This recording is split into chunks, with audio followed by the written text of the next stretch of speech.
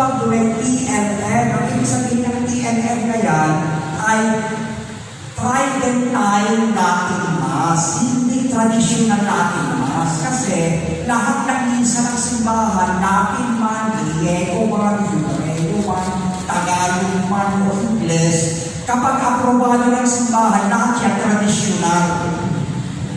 Walang misa ang simbahan na hindi traditional. Yung misa natin kanina, traditional yan. Itong simbahan natin ngayon, traditional yan. Bakit tayo traditional? Kasi tayo ay in full communion with the Pope, the successor of St. Peter. St. Father John, in full communion kay Archbishop kay Cardinal Jose Aguilera. Si Cardinal Aguilera in full communion with the Pope, the successor of St. Peter. Kaya tayo ay traditional.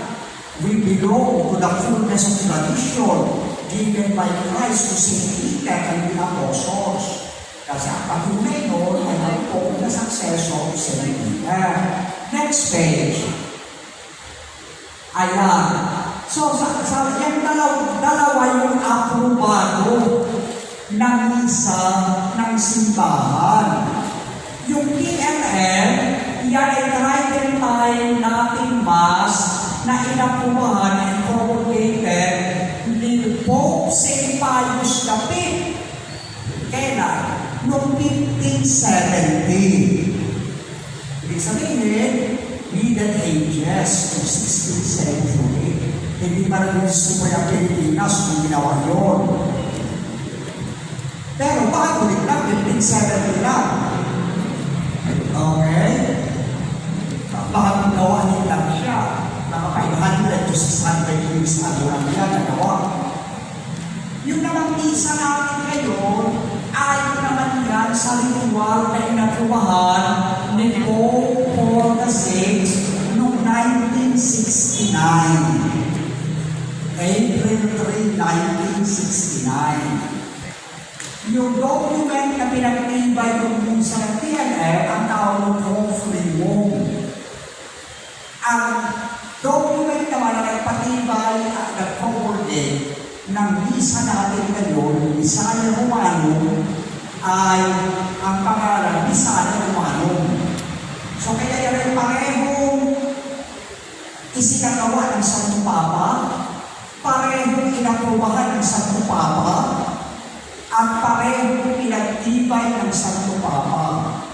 Kaya sila ay parehong banal at parehong opisyal na ritual ng ating simbahan.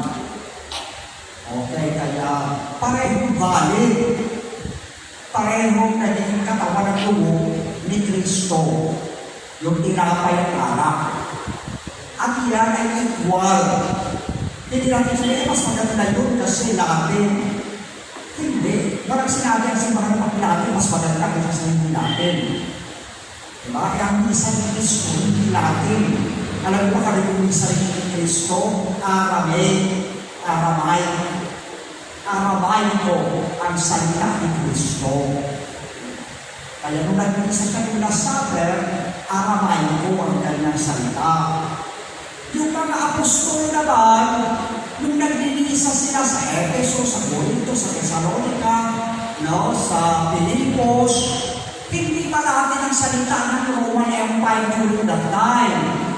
Ano ang salita nila? Greek. Kaya sinulat nila yung Bible, hindi sa natin.